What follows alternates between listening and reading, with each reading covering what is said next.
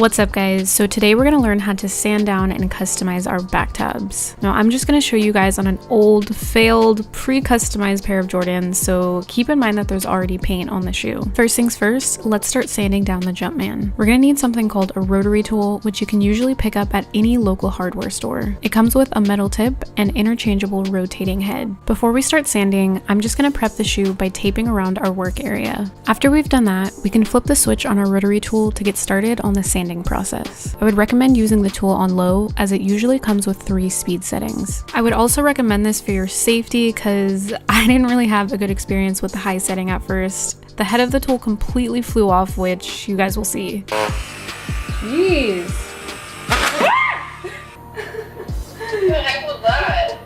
Dude, this thing is like out of control. It was going so fast. I don't know where it went. Oh no. So after a couple minutes of looking for that piece, I found it and I survived, guys. So heads up, just be careful when you're using these. Moving on, let's start sanding down the Jumpman. We're gonna do a quick sand down layer of the whole thing and go back to sand it down from top to bottom. When sanding, be careful not to apply too much pressure as you could sand down the rubber to an uneven surface.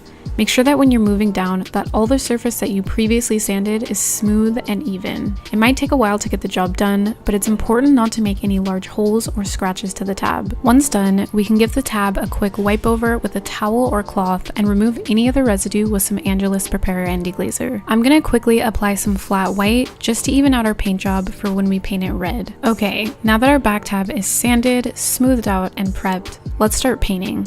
Keep in mind that all the paints applied to this area are mixed with a 1-to-1 ratio of Angelus 2 Hard for a better bond.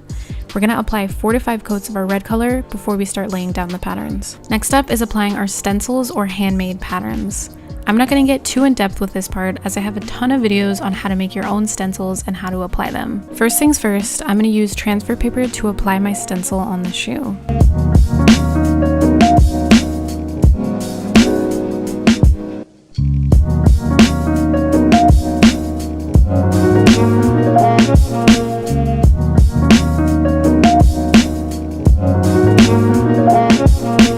Next, I'm going to use my airbrush to spray over the stencil with about 4 to 5 coats of flat white.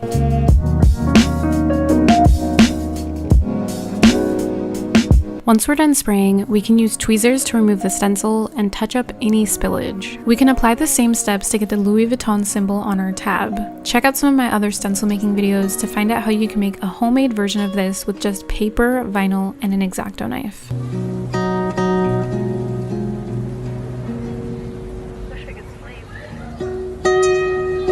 And lastly, seal the paint in on your back tab with some Angelus matte finisher.